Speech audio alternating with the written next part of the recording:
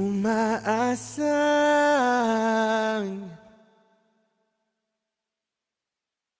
parang tangang kausap ang tala at buwan, naghihintay ng meron sa gitna ng kawalan. Natutong lumipat kahit pagod at sugatan.